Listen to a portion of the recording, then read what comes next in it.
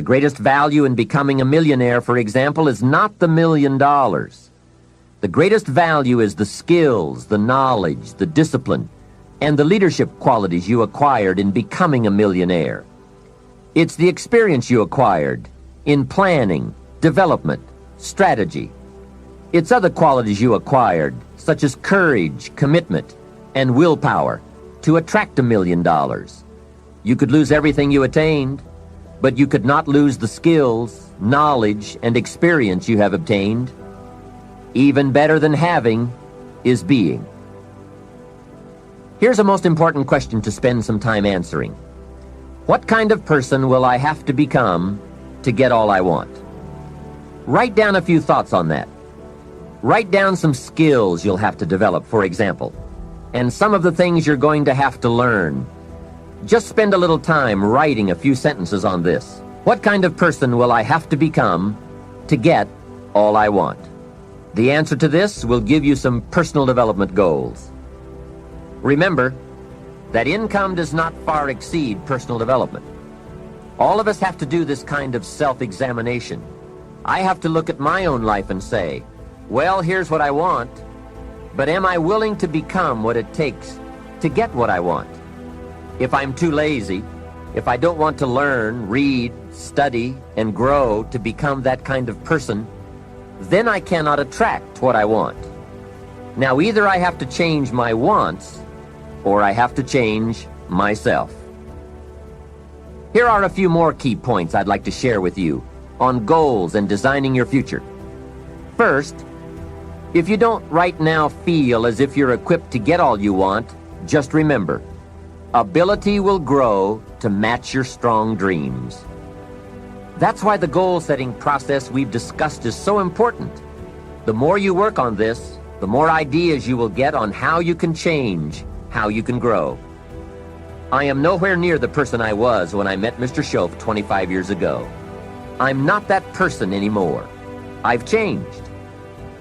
There's nothing you can do about the past, but you can do a great deal about your future. You don't have to be the same person you were yesterday. You can make changes in your life, absolutely startling changes, in a fairly short period of time. You can make changes you can't even conceive of now, if you give yourself a chance. Your abilities will grow. You have untapped talents and potential that you haven't even reached for yet. And as time goes on, you'll be able to reach deeper and deeper. The first thing you'll know, you'll be able to do things you never thought you could do. You'll be able to handle things you never thought you could handle. You'll have ideas that you've never had before. Well, you just keep working at it and working at it. The best way of all is to plan it in advance. Instead of sitting down, never start work without a list, and never start work without prioritizing your list. People sit down and they say, well, before I make a list, I'll check a little email, check a little spam, I'll send something to my friends, see what's going on YouTube, and so on and so forth. And then they look up and it's 10 o'clock and they haven't done anything of value. So what you do is you have to say, what do they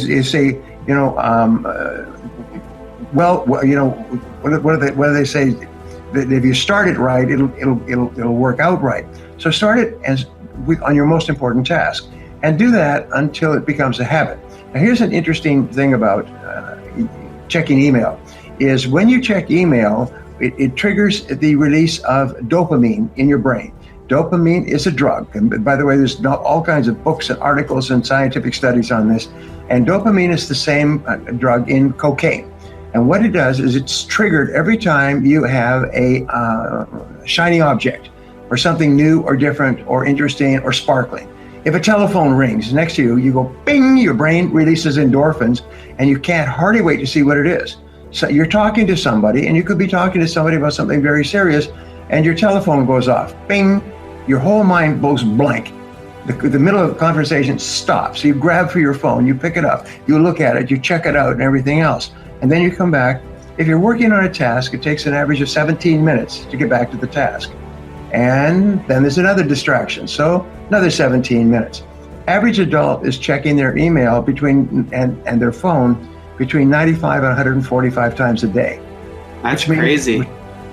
which means they're like attention deficit disorder dogs. They're just literally running around back and forth the whole day. At the end of the day, they're exhausted. By the way, USA Today and Harvard have proved that you lose 1 IQ point for every hour that you leave your email on. At the end of the day, you've lost 10 IQ points. You actually become stupider throughout the day, dumber. And I ask this of my audiences. I say, have you ever finished a day where you don't think you've accomplished anything? You've been on email, responding to bings and beeps and rings and so on all day. And at the end of the day, you go home and honey says, what do you want for dinner? And you say, I don't know. I don't care. Anything. I just want to drink. Because you're so exhausted, you cannot even decide. Sit there and basically like you've just been, punched in the side of the head, because your brain is dead and you lose 10 IQ points. You get stupider throughout the day. You've got to turn that darn thing off if you want to remain sharp. Develop the habit. You say, I'm going to develop the habit and I'm going to give myself my reward, and my reward will be to check my email after I finished my first task. So all of success in life is task completion. Let me repeat that. I just had a long conversation with an entrepreneur and he almost fell off his chair. I was coaching him and he said he'd never heard that before. And then I spoke to this group I was telling you in Japan. I told them the same thing and they were just flabbergasted. Is the key to success in life is task completion. If you don't complete tasks, you have no future. And so if task completion is the key, then what you do is you complete more and more important tasks. And if you start every day by completing the most important task, your brain actually releases endorphins. Now, endorphins is another chemical, and it's only released when you do something that is life-enhancing. And what that means is when you do something that is good for you, that enhances your life, that furthers you, it makes you happy. It releases energy. It raises your self-esteem. I sort of say, if you want to be a winner, how do you be a winner? Well, you win. And winning means you cross a finish line. So if you start and complete a task, you're actually winning. And you get a feeling of being a winner, which gives you a suffusion of energy and inspiration, and it drives you and motivates you to want to get that feeling again. So how do you get that feeling again? You start and complete another task. So I've developed the habit, and people who are successful develop the habit of starting and completing tasks. So my wife comes in and says, dinner's in 5 minutes. So I look at my list and I say, okay, there's a 5-minute task. And what do I start and complete a 5-minute task? And each time you complete a task, you get a burst of endorphin. The bigger the task, the more endorphin. The more endorphin, the more quickly you become addicted to starting and completing important tasks. And every single successful person has a reputation for starting and completing important tasks. You want the job done, give it to him or her. You want the product served on time, you want the product completed, you want the product manufactured, shipped, delivered. Give it to him, give it to her, give it to that company, because they always deliver. That's the best reputation you can have if you want to get rich. Have a mind that is open to everything and attached to nothing.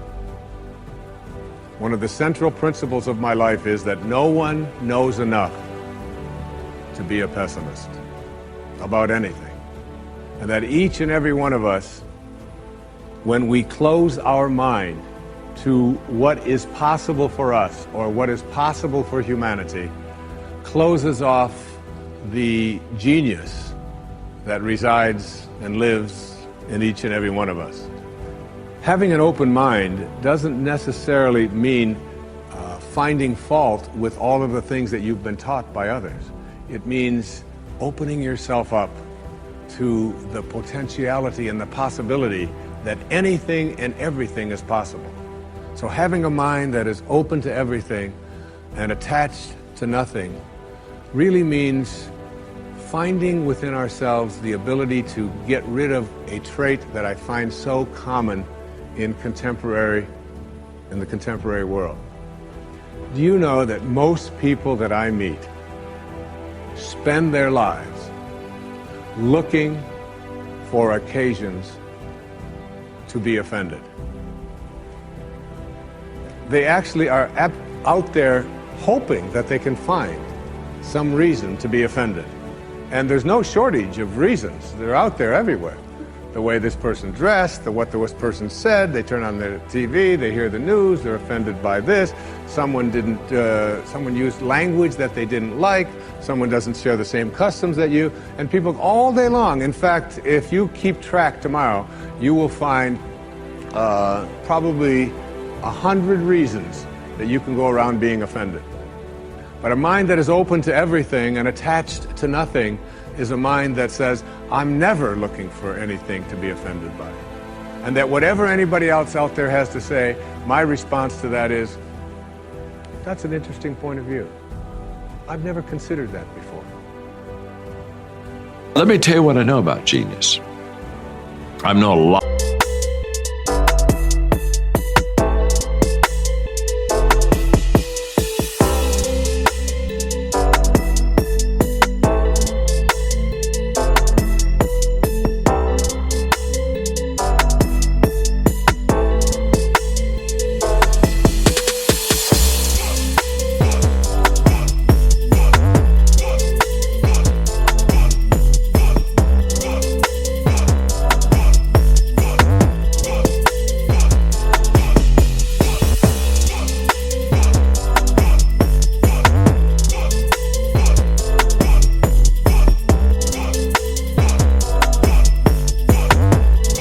Of very, very smart people. And they weren't highly successful. Because it's not what I know that sets me apart from others, it's what I do. And it's possible for me to know much more than you and be much smarter than you, but not be active on that and so therefore not reap the benefits of it. In fact, one of the things I teach is that sustained thinking really beats smart thinking. When you think of smart thinking, you think of a genius, and they've done surveys where they'll put 10 people in a room, and they'll be thinking about one idea, and after an hour, they'll remove 5 from the room, and they leave a remaining 5, and the 5 that stay for the second hour always come up with a better idea than the people who left after the first hour. Why? I mean, the people were randomly selected, so they didn't take out the dumb ones and keep the smart ones. Here's what happens. Sustained thinking will always do better for you than smart thinking. Smart thinking is, oh, I got that. I think here's how you do it. And we say it, and we do it, and we leave. Sustained thinking says, no, there's still a better answer, and if I just give it a little bit more time, I'll get a better answer, and I'll be able to do better. A vision is about what you're here to create. A vision that really works is one that excites you. If you say, well, my resolution, my goal, my outcome for this month, this week, this year is to lose X number of pounds, that's okay, but it's not very compelling. It has to be a compelling vision. It's got to have something that has the power to pull you, not something you have to push yourself to do. Those are two different kinds of motivation. Push requires willpower, and willpower never lasts. What will last is pull. Having something so exciting, so attractive, something you desire so much that you have a hard time going to sleep at night and you get so up early in the morning to rock it and take it to the next level. That's what you're looking to create. And that isn't easy to get. But one of the reasons we do seminars and events, and we say, why do that? Why not just read a book or something? Is because when you get in an environment where you're with people that are being put in a peak state, like when you're going to a sporting event, if you watch a sporting event at home, it might have a certain level of excitement. But when you're in a stadium with 50,000 people, suddenly it has a whole different level of intensity. And we feel that. And the bottom line of our follow-through comes down to our emotional intensity. In a different state of mind, you're going to come up with a much better and a more exciting vision than if you're sitting on the couch going, okay, what are my new resolutions for this year? And you're doing it the morning after the new year has started and you're a little inebriated and the football game's on in the background. Probably not going to have the power of focus there. Probably not going to have the power of the energy to create something that's going to pull you for this year. And you got to do that. So it's got to be a vision that's compelling. Something that it's going to be a gift to make sure that it happens. So when I think of genius, I think, okay, first of all, I'm not one. And number two, you don't have to be one.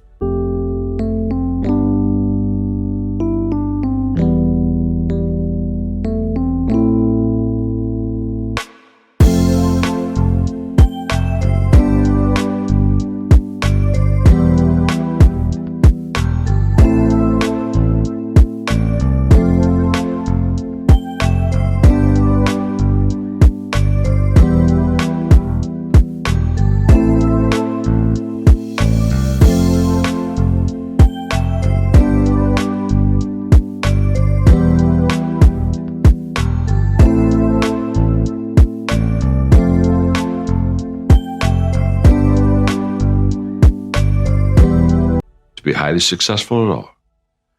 In fact, at my commencement address, the speaker said to all of us and all the parents and all the faculty, he basically said, be good to your A students. They're going to go to graduate school. They're going to come back and teach in your school. And they said, be really kind to your C students, because they're going to leave here. They're not going to graduate school. They're going to go build a business, and they're going to come back and pay for your building someday. Well, that's probably a little gross exaggeration, but the point is this. If you're not a genius, don't worry about it. Just be a sustained thinker. That longevity of thinking will set you apart. And there'll be a day when you realize you don't have to be a genius. You just have to be committed to thinking for a good period of time. Why suffering was the thing that triggered that thought? So I was just an insecure, scared kid. And the only way I could find myself was through putting myself through the worst thing possible. As humans, we want to find out how to be someone else. What we don't do is we don't go inside. So literally turn yourself inside out. Read the book that's like we're writing a book every day of our lives. Every day we're seeing who we are as people.